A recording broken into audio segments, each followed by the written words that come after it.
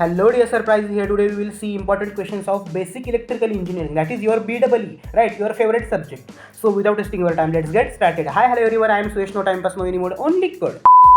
Alright, so basic electrical engineering की थोड़ा सा अलग रहता है, राइट, अदर सब्जेक्ट जैसे, क्योंकि basic electrical engineering means BEE में आपको न्यूमेरिकल्स भी आ जाते हैं एंड थेरेटिकल क्वेश्चंस भी आ जाते हैं एंड डेरिवेशंस भी आ जाते हैं, राइट. सो अदर सब्जेक्ट जैसा BEE का नहीं रहता. सो आपको पहले पैटर्न मालूम रहना चाहिए पेपर का, एग्जैक्ट पेपर में क्या आने वाला है, स्ट्रैटेजी में ही बताने वाला हूँ मैं वो भी. सो पहले ये आपको पता रहना चाहिए. अगर ये आपको नहीं पता रहेगा तो आप कितने भी क्वेश्चंस करो, आपको मतलब हार्ड ही है, आउट ऑफ का टारगेट एंड पासिंग का भी. ओके, सो पहले स्ट्रैटेजी देखते हैं BEE की क्या है, एग्जैक्ट पेपर में क्या है. सो अप्रॉक्स 30 to 40% न्यूमेरिकल्स है एंड 60 to 70% थ्योरी है. अब मुझे बताओ, आपने अगर एंडसेम का वीडियो देखा होगा इंपॉर्टेंट क्वेश्चंस का, तो आप मुझे बोलोगे कि ये तो रिवर्स था, मतलब थेरी इतनी ही थी और न्यूमेरिकल्स मतलब 70% आ जाते हैं, थेरी से 30% ही होती है BEE में. लेकिन नहीं है, इनसेम में उल्टा है. इनसेम में न्यूमेरिकल्स मतलब 3 क्वेश्चंस हो तो एक न्यूमेरिकल आ जाता है एंड 2 क्वेश्चन में थेरी होती है. लेकिन एंडसेम में वैसा नहीं रहता, एंडसेम में रिवर्स हो जाता है. लेकिन ये पैटर्न चेंज भी हो सकता है, सो मतलब 10 to 12 मार्क्स आपको न्यूमेरिकल आएंगे ही out of 30 and 18 to 20 marks आपको थ्योरी के आएंगे ही, मतलब क्वेश्चंस आएंगे ही. लेकिन ये पैटर्न चेंज हो सकता है. क्यों हो सकता है बताता हूँ आपको. जो डेरिवेशंस होते हैं ना आपको, वो डेरिवेशंस वो थ्योरी में ही वो इंक्लूड कर देते हैं, राइट. सो थ्योरी में अगर इंक्लूड करेंगे तो 10 to 12 मार्क्स मतलब 10 मार्क्स, हम एवरेज 10 पकड़ते हैं. सो 10 marks for numericals, 10 marks for derivations and 10 marks for theoretical questions. So pattern मतलब ये भी फिक्स नहीं है. मैं आप प्रीवियस ईयर जो क्वेश्चन पेपर से हुए हैं हमारे एनसेम के, वो सभी एनालिसिस करके मैं आपको बता रहा हूँ, राइट. वो भी मतलब फिक्स नहीं है, राइट. लेकिन ऐसा ही आएगा आई थिंक तो, क्योंकि डेरिवेशंस आते ही है, थ्योरी क्वेश्चंस आप उन लोगों को आना ही चाहिए, राइट. एंड न्यूमेरिकल्स तो भाई जान है BEE की, right, heart of BEE, right. Okay, so numericals तो आने ही वाले. सो आपको प्रायोरिटी किसको देनी है? किसी को भी नहीं देनी है, सभी को प्रायोरिटी देनी है आपको, राइट. किसी एक को प्रायोरिटी नहीं देनी है, राइट. तीनों भी इंपॉर्टेंट है, डेरिवेशंस भी इंपॉर्टेंट है, न्यूमेरिकल्स भी इंपॉर्टेंट है, as well as theory questions भी इंपॉर्टेंट है, राइट. सो एंड बहुत इजी है, सिर्फ कंसेप्ट समझ लो, राइट. आप रट के जाते हो पेपर में, सो इसलिए थोड़ा सा प्रॉब्लम हो जाता है. रट के मत जाओ, कंसेप्ट समझ लो, सो आप थ्योरी भी सॉल्व कर पाओगे कंसेप्ट समझ के, वो फॉर्मूला लर्न करके. एंड ज़्यादा से ज़्यादा न्यूमेरिकल्स तो फॉर्मूला बेस्ड ही रहते हैं, क्योंकि इनसेम है, आप फर्स्ट ही BEE का एग्जाम दे रहे हो. एंडसेम में थोड़ा सा हार्ड निकालते हैं पेपर, वो मुझे पता है. सो इनसेम में ही आपको चांस है ज़्यादा स्कोर करने का, राइट. हार्ड निकालते हैं मतलब थोड़ा सा वास्ट होता है सिलेबस, एंडसेम का वास्ट है आपका. सो न्यूमेरिकल्स भी थोड़े ट्रिकी आते हैं उधर, वो इधर डायरेक्ट फार्मूला बेस्ड, मतलब मैक्सिमम तो फार्मूला बेस्ड ही आएंगे. सो इनसेम में आपको ज़्यादा से ज़्यादा स्कोर करने की ज़रूरत है और करो आप, राइट. नहीं तो एंडसेम में प्रॉब्लम हो जाएगा, अभी बता रहा हूँ. ओके, पासिंग का भी मतलब पासिंग भी मत 20+ का ही टारगेट रखो अभी BEE में, एंड होता है आउट ऑफ भी मिलते हैं, राइट. मैं जैसा इस वीडियो में कहूँगा वैसा आप फॉलो करोगे तो. Okay. So pattern of insem and endsem is different, वो बताया मैंने आपको. Theory and numericals both are important, मैंने अभी बताया. सिर्फ यहाँ डेरिवेशंस भी इंक्लूड कर दो. ओके, सो अब हम क्वेश्चंस देखते हैं. ओके, सो हमारा फर्स्ट है इलेक्ट्रोमैग्नेटिज्म. सो इलेक्ट्रोमैग्नेटिज्म में क्या आएगा, पहले एक्सप्लेन बोला है, मतलब डेफिनेशन सबके, resistance, inductance, capacitance, resistivity, flux density, self inductance, mutual inductance, Ohm's law, Faraday's law, मतलब फैराडेज के बहुत सारे लॉज होंगे, EMF, solenoid, toroid, potential difference, field strength, MMF, right. ये सभी मतलब जो है flux density, reluctance, permeability, Fleming's laws जो है, left hand rule, right hand rule जो क्या हो, एंड एटसेट्रा. सो एटसेट्रा क्यों मैंने बताया आपको कि मतलब ऐसे छोटे छोटे बहुत टर्म्स है इलेक्ट्रोमैग्नेटिज्म, मतलब फर्स्ट यूनिट में बेसिक. सो इसके डेफिनेशंस आपको मालूम होना चाहिए एंड ये लर्न करने की भी जरूरत नहीं है, आपको 12th में ही हुए हैं ये सब, राइट. ये सभी आपको 12th में हुआ है, अगर आपको याद नहीं होगा तो लर्न करो, एक बार हो जाएगा, राइट. डेफिनेशंस मतलब इतना तो टाइम नहीं लगता एक लाइन के डेफिनेशंस के लिए. ओके, सो ये डेफिनेशंस आते हैं, हर बार आए हैं इनसेम में, इसलिए मैंने आपको बोला है करने के लिए. ओके, ऑलराइट, सो करो. सो नेक्स्ट है difference between electrical and magnetical circuit. Okay, important question है इलेक्ट्रिकल एंड मैग्नेटिक सर्किट में. Difference between series and parallel magnetic circuit, okay ये भी आ सकता है। Difference between dynamical and mutual induced EMF, yes. तो difference between के मैंने 3 question दिए हैं आपको, क्यों दिए है पता है, मतलब मैक्सिमम पीवाईक्यू मैंने देखा है तो उधर डिफरेंस बिटवीन के क्वेश्चन आपको दिखे ही है दोनों क्वेश्चन में, ऊपर के तीनों में भी एक है और नीचे के तीनों में भी एक है। अगर डिफरेंस के क्वेश्चन नहीं आए तो आपको ऐसा कह सकते हैं वो explain dynamically induced EMF, explain mutually induced EMF, right, explain parallel magnetic circuit, right. मतलब सिर्फ उन टॉपिक पे ऊपर भी आपको एक्सप्लेन करने के लिए बोल सकते हैं ना, ऐसा कुछ नहीं कि डिफरेंस से आएगा, राइट। तो आपको मुझे एग्जैक्ट क्या कहना है वो समझ लो पहले, ओके ओके।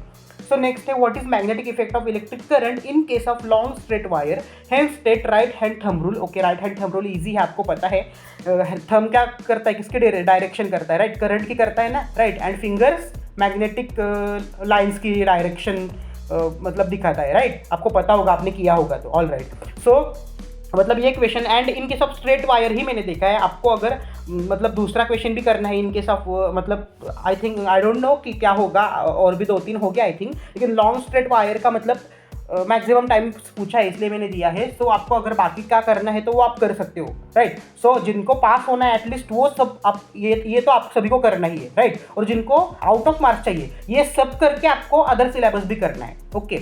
लेकिन ठीक है आप इतना करोगे तो भी मतलब आउट ऑफ मतलब मैक्सिमम मार्क्स स्कोर करोगे आप, इतना कहता हूँ। लेकिन एक भी क्वेश्चन आप अगर छोड़ोगे तो आपको पता है कि मैं एक पासिंग की भी गारंटी नहीं देता, राइट। आपको एक भी क्वेश्चन यहाँ का छोड़ना नहीं है, सभी करना है, एंड आप सभी करोगे तो पासिंग की गारंटी नहीं, मैक्सिमम मार्क्स की गारंटी है, राइट ओके। आपको खुद समझना है कि मुझे एग्जैक्ट क्या कहना है, right. So are you getting my point? Okay, so obtain the expression for energy stored in magnetic field produced by an inductor, capacitor, resistor. So produced by an inductor maximum times आता है I think. So capacitor and resistor का भी करो, ठीक है। सिर्फ एक आप याद रखोगे ना स्टेप कैसा करना है, ये कैपेसिटर का एंड रेजिस्टर का अपने आप हो जाता है, मतलब सिर्फ आप देखो ऑटोमेटिक आपको समझ जाता है, राइट। इतना कुछ डिफरेंट नहीं है कि इंडक्टर का डिफरेंट है, कैपेसिटर का, स्टेप सब क्या सेम है, सिर्फ थोड़ा थोड़ा मतलब चेंज है। कैपेसिटर में क्या आएगा, कैपेसिटेंस आएगा, रेजिस्टर में रेजिस्टेंस आएगा, इंडक्टर में क्या आएगा, इंडक्टेंस आएगा, मतलब थोड़े से स्टेप्स भी थोड़े से अलग है 1-2, बाकी सभी सेम ही है, ओके। सो ये तीनों करके रखो। सो मतलब ये लास्ट 3 सेम है, आपको पता है कि आपका जो 2019 पैटर्न का जो सिलेबस है वो नेक्स्ट ईयर चेंज होने वाला है, राइट। सो नेक्स्ट ईयर जो फर्स्ट ईयर को जो बच्चा आने वाले हैं, जो स्टूडेंट आने वाले हैं हमारे दोस्त, सो उनको अलग पैटर्न का सिलेबस है, ये पैटर्न नहीं रहने वाला। सो आपके मतलब सभी सब्जेक्ट के आप यहाँ एग्जाम दे रहे हो ना, तो वो आप अभी नेक्स्ट ईयर नहीं है। सो ये सभी सब्जेक्ट के लास्ट पेपर से लास्ट इन सेम है ये 2019 की, एंड एंड सेम भी लास्ट होने वाली है ये, ओके। सो मतलब आपको अलग अलग सरप्राइजेस मिल भी सकते हैं मे बी, राइट। उनको मतलब याद रहने के लिए कि यूनिवर्सिटी को याद रहने के लिए कि कैसे हमने सरप्राइजेस दिए थे, okay.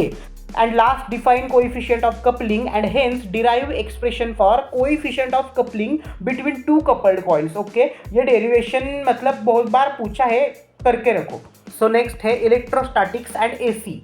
So electrostatics and AC में फर्स्ट क्वेश्चन है define cycle period frequency electric flux density electric field strength absolute permittivity relative permittivity instantaneous value peak value average value RMS value peak factor form factor phase difference lagging leading etcetera, okay.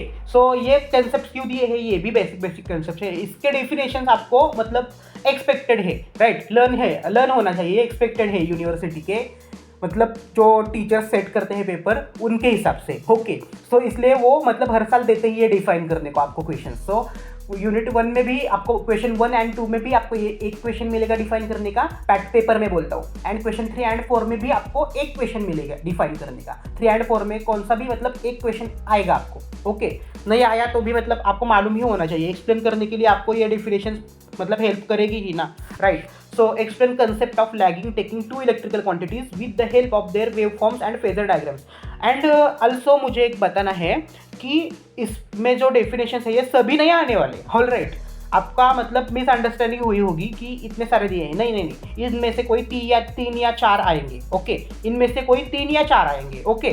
सो मतलब misunderstanding मत करो, okay. So next है obtain an expression for average value of sinusoidal AC in terms off peak value, okay. obtain an expression for equivalent capacitance of a number of capacitors series and parallel। मैंने देखो derivations दे रहा हूँ मैं 2-3, सो आपको पता होगा कि डेरिवेशंस कितना इंपॉर्टेंट है, आपको पता चला होगा, all right. So derive an expression for RMS value of sinusoidal AC in terms of peak value. And capacitor मैंने ऐसा सिर्फ टॉपिक क्यों दिया है पता है आपको, कि कैपेसिटर के ऊपर आपको न्यूमेरिकल्स भी पूछे जाएंगे एंड कैपेसिटर के ऊपर आपको डेरिवेशंस भी पूछे जाएंगे एंड कैपेसिटर के ऊपर आपको थ्योरी के क्वेश्चंस भी मिलेंगे, राइट। सो कैपेसिटर बहुत इंपॉर्टेंट टॉपिक है। कैपेसिटर के ऊपर मतलब थ्योरी के क्वेश्चंस भी होंगे, डेरिवेशन होगा, एनर्जी स्टोर्ड कुछ तो होगा डेरिवेशन, उनके पैरेलल कैपेसिटर सीरीज जो हम लगाते हैं, राइट, वो भी डेरिवेशन है। सो न्यूमेरिकल्स तो कंफर्म है कैपेसिटर के ऊपर। सो कैपेसिटेंस ये टॉपिक ही मतलब हॉट टॉपिक है ये, ओके। सो कैपेसिटर का टॉपिक आपको छोड़ना ही नहीं, उसके ऊपर के पूरे डेरिवेशंस भी कर दो, थ्योरी के क्वेश्चंस भी कर दो, उसके ऊपर जो आपको बुक में होंगे वो कर दो सब, एंड न्यूमेरिकल्स भी अच्छे से कर दो, okay okay. And first unit में बेसिक न्यूमेरिकल्स होंगे, फ्लक्स निकालो, फ्लक्स डेंसिटी निकालो, फील्ड स्ट्रेंथ निकालो, राइट। आपको जो डेफिनेशन में मैंने फर्स्ट यूनिट में दिया है ना, वो टर्म्स आपको निकालने को बोलेंगे न्यूमेरिकल्स में। इतने सिंपल है, स्ट्रेट फॉरवर्ड है, सिर्फ आपको फॉर्मूला लगाना है एंड आंसर आएगा। ऑल राइट, सो लाइक करो, एक बार लाइक नहीं किया तो भी चलेगा ये वीडियो, लेकिन अपने दोस्तों के साथ और अपने अनऑफिशियल ग्रुप में कॉलेज के जरूर शेयर करो ये वीडियो, क्योंकि बहुत इंपॉर्टेंट है ये वीडियो। क्योंकि BEE में M2 एंड मैकेनिक्स जैसे एंड ग्राफिक्स जैसे बहुत लोगों के बैक लगते हैं, ओके। सो इनसे में आपका अच्छा स्कोर नहीं हुआ तो इनसे में बहुत प्रॉब्लम आ जाता है। सो शेयर करो आपके सभी दोस्तों के साथ ये वीडियो अपने अनऑफिशियल ग्रुप में, and thank you so much, keep coding.